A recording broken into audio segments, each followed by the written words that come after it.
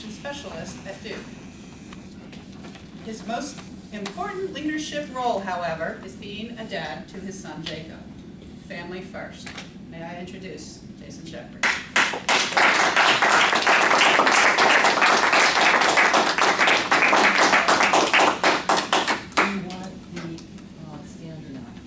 I should probably turn it where I can remember the words. Let me first take the opportunity to thank each one of you for taking time out of your life. You're dedicating it for 12 minutes and 30 seconds to listen to what I got to say. The first thing I want to say is, in case the fire alarm system goes off tonight while we're sitting in here, you should note that your exits are behind you. And when you lead into the hall, you will see additional signs that will lead us out to the assembly point. Everybody got that? Just follow me, we'll make sure. Okay, so how did Jason Shepard become to where he is tonight? She wrote a beautiful article about that, and I really do appreciate it. I was a young man at 18 years old without any visions, any dreams. If any of you ever had a vision, and for me, that's how I kind of build upon my life. I'm really a visionary, so I typically try to see things that most people can't envision. And taking a dream that you see out there and making that real takes an enormous amount of work, hard work, and dedication. I saw a gentleman, I became a firefighter the day I was 18 because I was convinced by one of my friends that that's what I needed to do. It's like, all right, I'm bored, I don't have anything to do, I would join the local fire department. So I did. And that conversation changed my life. A couple months later, there was this really cool fire. I say cool, it was the biggest one I'd been to at the time. 2 houses had caught on fire from an arsonist who had broke in to cover up some robberies.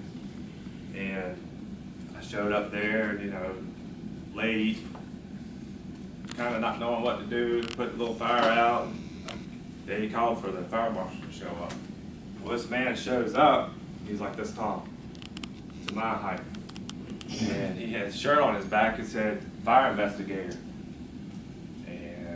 I watched what he did, and it was that moment that transformed my dream to, that's exactly what I want to do. That. So it was a pivotal moment in my life because I had seen someone who had his own vehicle, he had equipment, and he figured out how a fire started. And so it was that moment where I knew when I got out of high school, I had to go to college. So I went to a community college that gave me an associate's degree in fire protection. And when I finished with that, I was still hungry. So I continued and I went to college. I found my way up to Cincinnati and got my bachelor's degree. But in that whole time, I still maintained 3 jobs, and I had an enormous amount of certifications in the fire fields. And not to go on about my education, but I really did work hard for that first 11 years of my life, and knew that I had to chase this dream of becoming a fire marshal. Well, at the time, I was working in Shepard Fire Department as a firefighter, and you wouldn't know it by looking at me, because I look healthy and fit, but I had an accident at the fire department when I was 4 years into that service. So somewhere about 7 years of a firefighter, I was about 25 or 26, and I had broken my back severely and had to medically retire from being a firefighter. Wound up having a spine fusion, and I really did see a changing moment because all the dreams that I was working on, I was suddenly forced to change direction because I had to medically retire from what I was doing, and I had no idea what I was going to do to accomplish this mission, this dream. So I retired on a Friday and took a different job on a Monday. Some retirement, huh?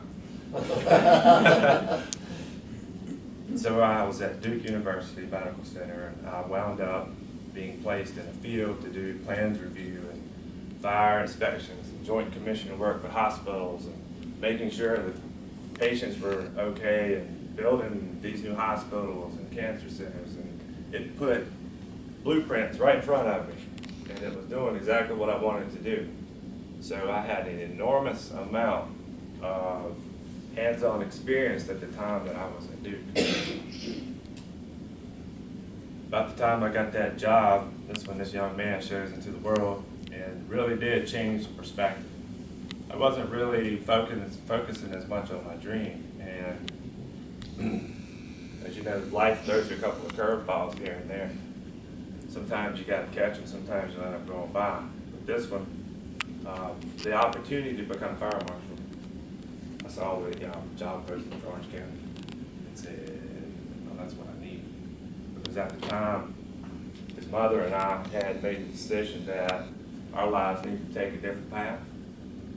And I really needed to do something different because emotionally, you go through a lot of changes in your life.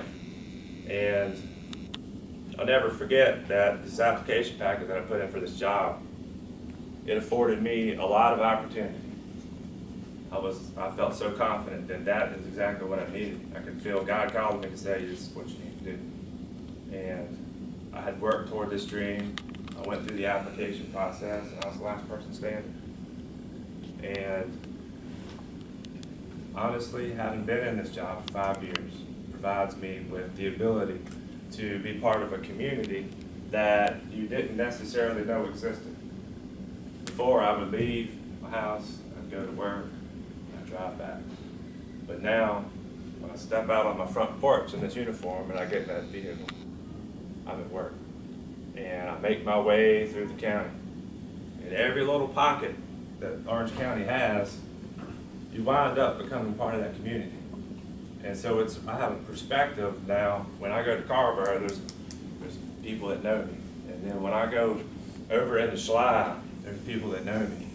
Sometimes I like to not be known, and I'll go sit in a different church on Sunday just to see and get a feel of what the community's like. But the greatest thing that's happened to me with this job is the power to impact people's lives that you don't necessarily think about. You know, yeah, I'm going to go teach something that I believe in and empower other people to take the fire safety program and take it into their community. And basically Tom Sawyer, right? That's my job, to get you to believe what I believe. But it also afforded me an opportunity to have lunch with this young man 2 or 3 times a week since he's been in first grade. And when I got this job, that's where he was going from kindergarten to first grade.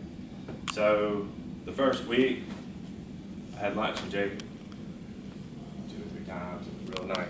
You know, I could just leave the office and go to Central Elementary and have lunch. And I'd say by week 2, I had lunch with Jacob and Jacob's friend. Maybe week 3, I had lunch with Jacob, 2 or 3 of Jacob's friends. And so what happened for the next 4 or 5 years as he got ready to leave Central Elementary, not only did I have lunch with Jacob, but I was part of his whole class. And what happens is there's a transition where these children feel very comfortable because they don't look at me as a fire marshal. They look at me as a human being who devotes time and spends 30 minutes, twice a week, 3 times. And to this day, and he can attest to this, the children that have moved on and we split to go into middle school, everybody that was in Central Elementary, his grade level, give me hugs to this day. And they feel comfortable and they talk to me. And they look at me as obviously a role model. So it wasn't until I was moving my way through first grade with Jacob and working my way into second and then the third, I started growing up and I've had more kids. I think, 20, 30 kids in your classroom. There was a lot of kids, so everybody wants to have a piece of it, and get to know you. But the best part about that experience is in 15, 20 years from now, every one of those people are going to come up and speak. Because there were some kids, and I'll never forget this, was it 2nd grade? People had to say what they wanted to be when they grow up. And remember that? And everybody's picture was, and they held up a sign of what they wanted to be. I'd see fire marshal, and I'd see firefighter, I'd see these things. So, you know, and all I was doing was being a dad. That's all I was doing.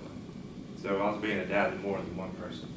And to me, you know, I'm not necessarily the one who wants to talk about what I think leadership is, or toot my own whistle, and that's not what I'm going to promote. But when you take a look at what you can do to make a difference for people, is you just have to be present. You have to be present for them. You have to listen and understand. You don't necessarily have to say anything, but you have to hear them. And when you hear people, people can feel it, and people understand you. Then you create a bond. And when you have that bond, you have the ability to move anything you want to. The dreams that you once thought were impossible to reach, all of a sudden come very close to you. But when you get a hold of that, it depends on how you move through the world with it, whether you're going to be successful with it or not. And a lot of lessons that I've learned, obviously, with wisdom comes the experience, but sometimes you earn it after you need it. So you learn a lot of these lessons in life the hard way, which makes things for you easier the older you get. And I kind of look at leadership sometimes like salt. Salt is a very powerful tool and probably one of the most powerful commodities we have. But when you approach people, approach relationships the right way, if I bring too much salt and put it on my food, it's going to be impossible to eat it, right? Unless I'm trying to cure meat. But if there's not enough salt in it, when I apply the right amount, just like leadership, you don't want to pour it over the people that you're trying to lead. I actually supervise 2 people. But leadership is not about the supervision of the people that work for you. Leadership's about what you give into your community, what you give to yourself as an individual, what you give to everybody around you. And if you give the same things to the people that are around you, when people are looking, when people aren't looking, those things, people take notice. People don't. I'll never forget this. Someone who said, Jason Shepard's got an application in as fire marshal. This is a true story. The man that hired me never did call a reference that was on my application because those people told me. I found out after the fact that he went around to these fire departments and said, "Can you tell me about Jason Shepard?" He said, "He's probably one of the most honest men. He tells you exactly what he feels, and he gives everybody the same playing field." These are people I hadn't seen in years, so they still spoke to your character. So if there's any takeouts from the night, is just be yourself. If you see your dream, work to bring it to you, and when you get a hold to it, don't stop dreaming. Because if you stop dreaming, you stop living. And take your visions and bring them close and share them with the world, because you can empower someone else to make a difference. And the red light's on. And I did not use the word turbulence, but I feel like if I don't sit down, there's going to be a wind gust and things.